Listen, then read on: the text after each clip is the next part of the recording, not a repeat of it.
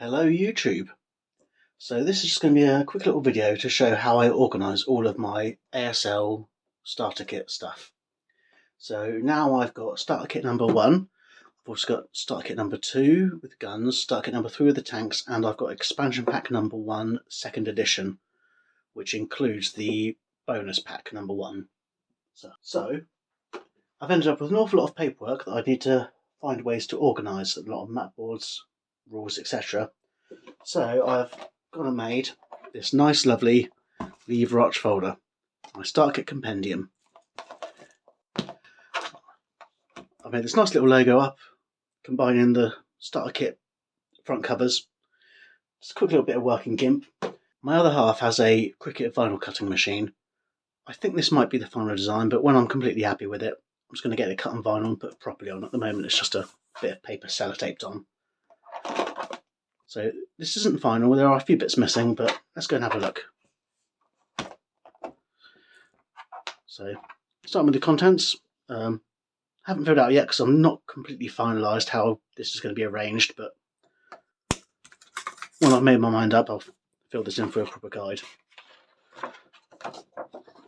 So the first section I have is the rulebook, and here I've got a photocopy of the ASL starter kit number 2 rulebook because I'm still playing through the starter kit number 2 scenarios at the moment. So if I ever need to look anything up, it's all right here. When I move on to getting AFVs involved, I'll make a copy of the rulebook from starter kit number 3 and use that in its place, but I don't want to have more rules than I need, so when I am looking for things, it's easier to find. Section number 2 is where I've got copies of all the QRDCs that I need. I've got a few copies of the ones I don't need. I've got the nationality chart here showing how ELR affects each unit, what reduces to what, etc. How to read the counters. Got the ASL starter kit sequence of play. I think this was in expansion pack number 1. Very handy. I've got a very similar thing for starter kit number 1, which I got from BBG. Again, just a breakdown of all the turn sequence, what happens, when to remove counters, when to get rid of residual fire or first fire or ping counters, things like that. Really handy when you're learning. Got the ASL SK1 rules summary, which is the basic rules all condensed down to 1 page. Really great for while you're playing, just a quick reminders of things. And I've got the summary for ASLK number 2, a bit longer. I'm not sure if there's ones for 3 or 4, but I'll have a little look in the on BBG files when I get there. So third section is where I've got the chapter H bits. So I've just got copies of the vehicle and ordnance notes that come with starter kit number 2, starter kit number 3, the expansion pack. So that when I do need to look up any type of vehicles, it's all there, ready to go. Section number 4. This is the Richardsons ASLSK tutorial. It goes through all the starter kits and shows you how rules are used in play. It's a really great resource for learning. So I've got it in here. It's a big old document, but it's a free PDF. You can find it on BBG. Really great for learning the rules. I'll put links to it in the description. Aside from this, another great resource for learning the rules I found was Ben Harsh's tutorials on YouTube. Great videos, breaks things down simply, builds on it and builds on it. It's only got up to guns in starter kit number 2 so far. I'm not sure if he's going to do starter kit number 3, but I'm subscribed, and as soon as he does, I'll be watching them, even if I've already picked it up from here. Into section number 5, which is where I have copies of all of my scenarios that I've got. So this is all the scenarios from the first 3 starter kits, along with expansion pack number 1, and the additional ones that are on the MMP website. So yeah, I've got loads and loads and loads of things I can be playing.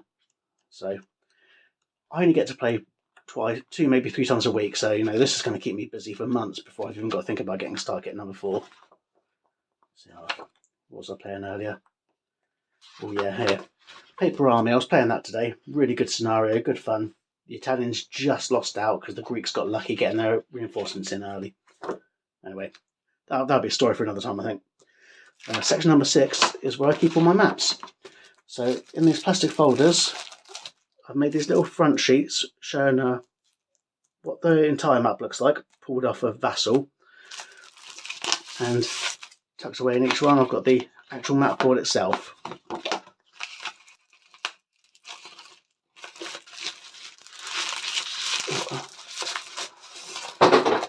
So I've got quite a few maps now. I've got from P all the way up to Z from all the things I've got. So I've got loads of different boards I can be playing on, loads of variety of terrain, which is great. So, and that's it for now. I've got some extra bits, so if I need to expand in any way, I've got room to grow. Just got some spare sheets there for some more map boards. But that's it. If I ever need to play a game of ASLSK, this has everything I need. It's got all the rules, all the map boards, all the scenarios. As far as the paperwork of the game goes, my Starter Kit Compendium does it all. Now I have also updated my counter storage a little bit. I've done a video about this already, but I'll just give you a quick show of what I've done, because now I've completely clipped Starter Kits 1, 2, 3 and all the expansion pack counters. So it's a bit bigger now.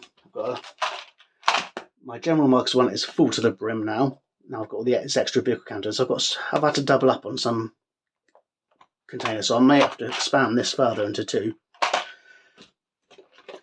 Got my Americans, their AFVs and guns, Germans, their AFVs and guns, Russians, AFVs and guns, British, again, AFV and guns in a separate counter.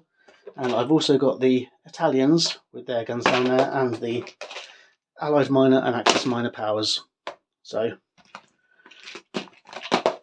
this is my counter storage as it is, and it's grown significantly since the first Starter Kit sponge. So it's about 10 inches thick now.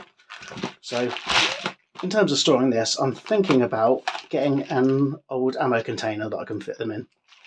So just something a bit thematic to keep all my counters tucked away safely. But again, great solution for when I'm playing, easy to find what I need. And between the two of those, that is how I organise all my ASL SK stuff. Again, if you guys have your own little tricks for organising anything, just give me a shout. I'd be really interested to hear how you guys do it. But this folder, this stack of counters, all I need to go and play anywhere. So yeah, that's it for this little update. So let me know what you think, and happy gaming.